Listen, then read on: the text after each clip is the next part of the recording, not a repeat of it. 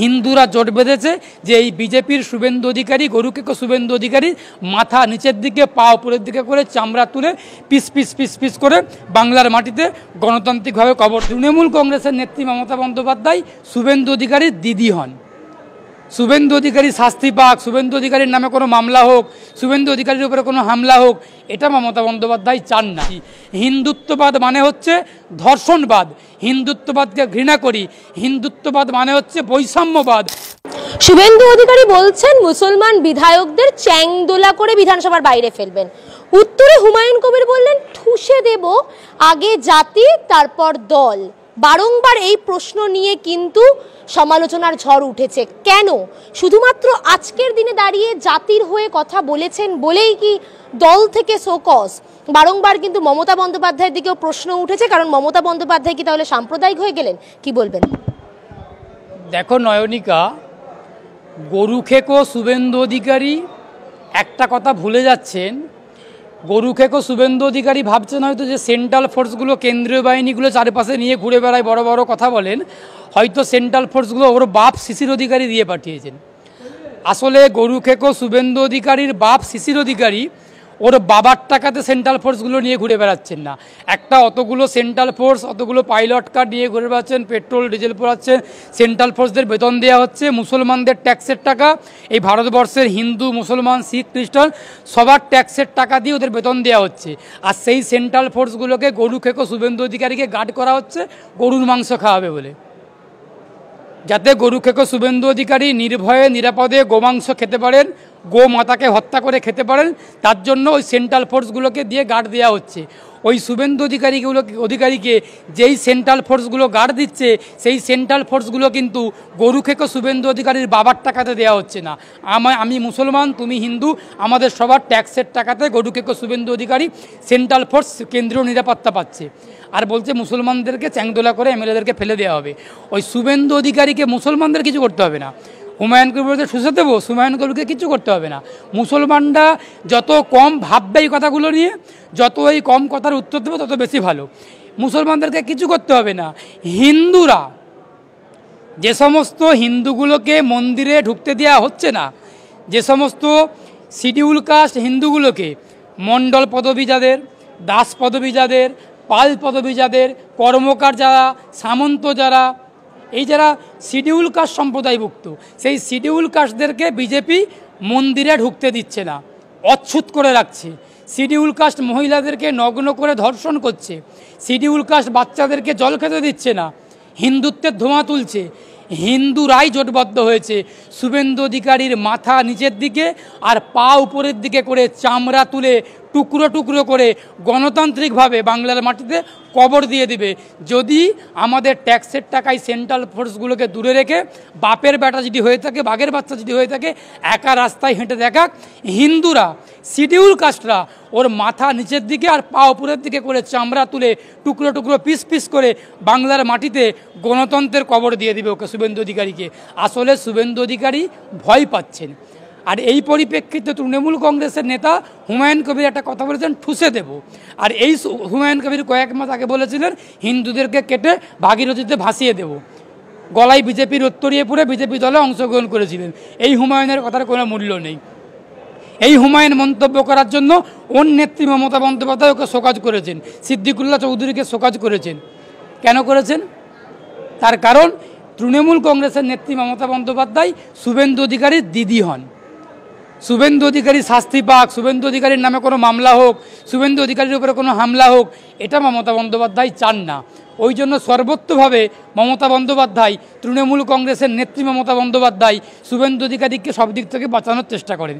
তৃণমূলের সঙ্গে মমতা বন্দ্যোপাধ্যায়ের সঙ্গে বিজেপির নরেন্দ্র মোদীর বোঝাপড়াটা দিল্লিতে, এখানে না। এই হিন্দু মুসলমান, পাকিস্তান ভারতবর্ষ মন্দির মসজিদ করে যে হাওয়া তোলার চেষ্টা করছে, আসলে হিন্দুদেরকে মন্দিরে ঢুকতে দিচ্ছে না বিজেপি।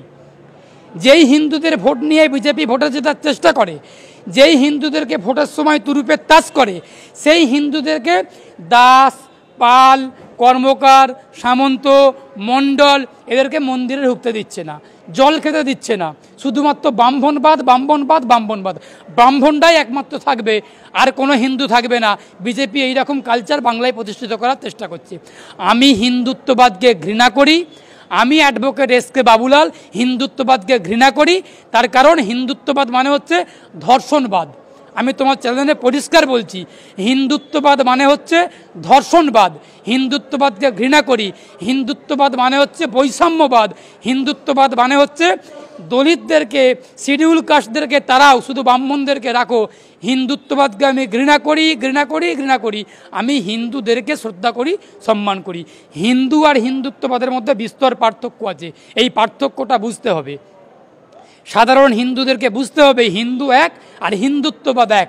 হিন্দুত্ববাদ মানে হচ্ছে শিডিউল কাস্টদেরকে, মণ্ডল, পাল, কর্মকার, সামন্ত, দাস এদেরকে ভারত থেকে তাড়িয়ে দাও, এদেরকে অচ্ছুত করে রাখো, এদেরকে জল দিও না, এটা হলো হিন্দুত্ববাদ। আর হিন্দু মানে হচ্ছে শ্রী রামকৃষ্ণ পরমহংসদেব, শ্রী রামচন্দ্র, শ্রী চৈতন্য মহাপ্রভু, রামায়ণ, মহাভারত, গীতা, এগুলো হলো হিন্দু। এই হিন্দুকে আমি শ্রদ্ধা করি, হিন্দুত্ববাদকে আমি ঘৃণা করি। সুতরাং বিজেপি এই কাণ্ড করার চেষ্টা করছে। আশা করি বাংলার হিন্দু সম্প্রদায়ভুক্ত মানুষ বুঝতে পাচ্ছেন বলেই বিজেপির ওই গরুখেকো শুভেন্দু অধিকারী ওর কথাই কোনো রকম কেউ কর্ণপাত দিচ্ছে না। হিন্দুরা জোট বেঁধেছে যে এই বিজেপির শুভেন্দু অধিকারী, গরুখেকো শুভেন্দু অধিকারী মাথা নিচের দিকে, পা উপরের দিকে করে, চামড়া তুলে পিস পিস পিস পিস করে বাংলার মাটিতে গণতান্ত্রিকভাবে কবর দেব। শুভেন্দু অধিকারী যদি হুঁশিয়ারি দিচ্ছি, শুভেন্দু অধিকারী যদি হুঁশিয়ার না হন, তাহলে শুভেন্দু অধিকারী যদি বুকের পাটা থাকে, ওই আমাদের ট্যাক্সের টাকাতে, আমাদের করের টাকাতে হিন্দু মুসলমানের ট্যাক্সের টাকা নিয়ে সেন্ট্রাল ফোর্সগুলো নিয়ে ঘুরে বেরিয়ে, আর হিন্দু মুসলমানের বিরুদ্ধে দাঙ্গা বাঁধিয়ে আপনি নিরাপত্তা নিয়ে ঘুরে বেড়াবেন, আর দাঙ্গা করে সাধারণ হিন্দু মুসলমানরা মরবেন, মার খাবেন, আর ফায়দা নেবেন আপনি নেতা হবেন, সেদিন চলে গেছে। হিন্দু মুসলমান জোটবদ্ধ হয়েছে, শুভেন্দু অধিকারীকে কাটারি দিয়ে, বল্লম দিয়ে, গণতন্ত্রের কাটারি দিয়ে কেটে পিস পিস করে গণতান্ত্রিকভাবে এই বাংলার মাটিতে কবর দিয়ে দেবে শুভেন্দু অধিকারীকে। যদি বুকের পাটা থাকে, ক্ষমতা থাকে শুভেন্দু অধিকারীর, আমাদের হিন্দু মুসলমানের ট্যাক্সের টাকা দিয়ে সেন্ট্রাল ফোর্স না নিয়ে ফাঁকা বাঘের বাচ্চার মতো একা একা ঘুরে বেড়াক, রাজনীতি করে দেখাক, বুঝে যাবো যে উত্তরের বাপের বেটা হাতে, বুঝে যাবো সেদিনকে। ফুরফুরা শরীফের পাশাপাশি একেবারে মুখ্যমন্ত্রী মমতা বন্দ্যোপাধ্যায় গেলেন। বারবার প্রশ্ন উঠেছে যে এত বছর কেন যাননি, এই নিয়ে কিন্তু রাজনৈতিক সমালোচকরা বলছেন। তার সঙ্গে সঙ্গে কিন্তু স্নেহাশিস চক্রবর্তীর ভূমিকা নিয়েও প্রশ্ন উঠেছে যে তাহলে এত বছর পর শুধুমাত্র কি ভোটের অঙ্ক কষতে ফুরফুরা শরীফ গেলেন মুখ্যমন্ত্রী, কি বলবেন? দেখো নয়নিকা, যেই তোহা সিদ্দিকি, ফুরফুরা শরীফের পুরজেলা তোহা সিদ্দিকি, যার হাত ধরে মুসলমান ভোট তৃণমূল তার ঝুলিতে এনেছিলেন 11 সালের আগে, যাকে হাতিয়ার করে ভোটের বৈতরণী মুসলমান ভোটকে কবজার মধ্যে আনার চেষ্টা করেছিলেন, সেই তোহা সিদ্দিকি কালকে দেখলাম মমতা বন্দ্যোপাধ্যায় থেকে 100 হাত দূরে হাঁটছেন, পেছনে ভুজে বিড়ালের মতো ম্যাউ ম্যাউ করছেন, আর সামনে মমতা বন্দ্যোপাধ্যায় হেঁটে যাচ্ছেন। এই পরিপ্রেক্ষিতে আবার একটা কথা বলি, মমতা বন্দ্যোপাধ্যায় দীর্ঘ কয়েক বছর যাবৎ ফুরফুরা শরীফ যাননি, 10-11 বছর পর আবার মানে গতকাল গিয়েছিলেন। তাহলে এত বছর গেলেন না কেন?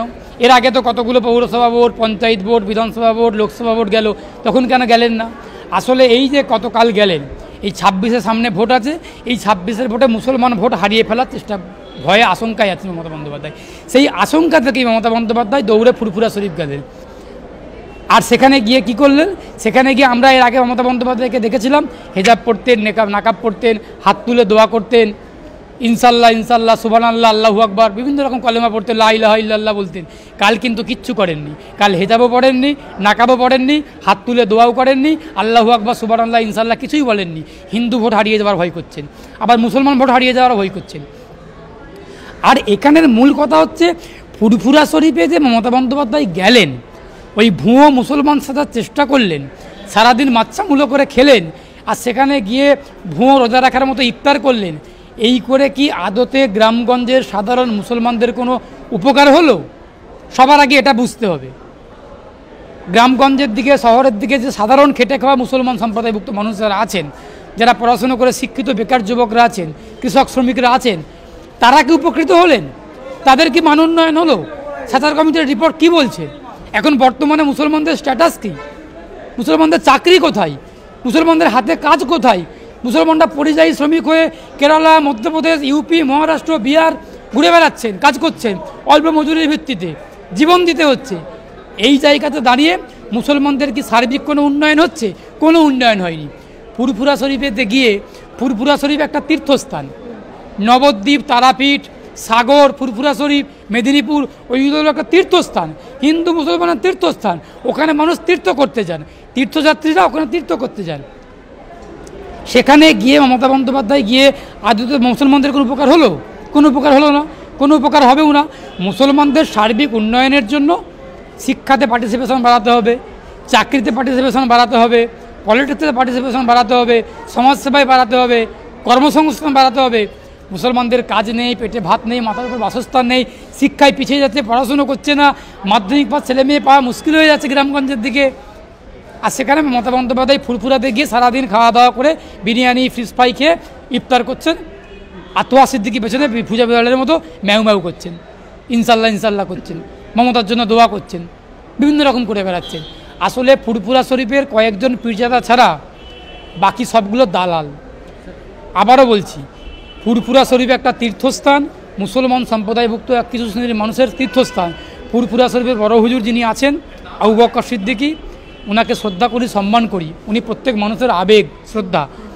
তার যারা বংশধরেরা বর্তমানে আছেন তাদের কয়েকজন বাদ দিয়ে বাকিরা হচ্ছেন এক একটা মমতা বন্দ্যোপাধ্যায়ের 5-8টা দালাল, তার মধ্যে তোহা সিদ্দিকী অন্যতম।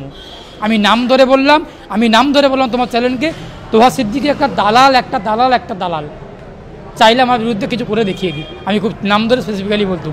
তোহা সিদ্দিকী তৃণমূল কংগ্রেসের মমতা বন্দ্যোপাধ্যায়ের একজন 5-8টা দালাল। ওনাকে পীরজাদা বলা যায় না, যারা ওনাকে শ্রদ্ধা সম্মান করে তারা করতে পারে।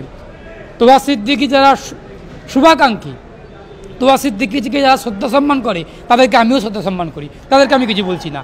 তোহা সিদ্দিকী যিনি মমতা বন্দ্যোপাধ্যায়ের পা চাটছেন তার আমি নিন্দা করছি, ধিক্কার জানাচ্ছি। মুসলমানদের সার্বিক উন্নয়ন নিয়ে তোহা সিদ্দিকী কেন একটা কথা বললেন না? তোহা সিদ্দিকী কেন কোনো কথা বললেন না? 100 হাত দূরে পেছনে পড়ে আছেন, মমতা বন্দ্যোপাধ্যায় আগে হাঁটছেন। এর আগে তো তোহা সিদ্দিকীকে বদির পাটা করে মুসলমান ভোট নিয়ে যেতে চেষ্টা করেছিলেন। এখন কেন তোহা সিদ্দিকী পেছনে পেছনে হাঁটবেন কেন? মমতা বন্দ্যোপাধ্যায় 100 হাত দূরে, কত বড় ক্ষমতা! এই তোহা সিদ্দিকী, কয়েকজন তোহা সিদ্দিকীর মতো কয়েকজন আছেন, তারা হলো মমতা বন্দ্যোপাধ্যায়ের দালাল। ফুরফুরা শরীফের কয়েকজন আছেন, তাদের জন্যই ফুরফুরা শরীফের মান, সম্মান, গরিমাটা মানে কোনো রকম নষ্ট হচ্ছে। আমরা ফুরফুরা শরীফকে শ্রদ্ধা করি, সম্মান করি, ব্যক্তিগতভাবে আমিও করি, শ্রদ্ধা সম্মান করি, আগামী দিনেও করব। আর ফুরফুরা শরীফের যারা শুভাকাঙ্ক্ষী, যারা শ্রদ্ধা সমর্থক আছেন তাদেরকেও শ্রদ্ধা করি।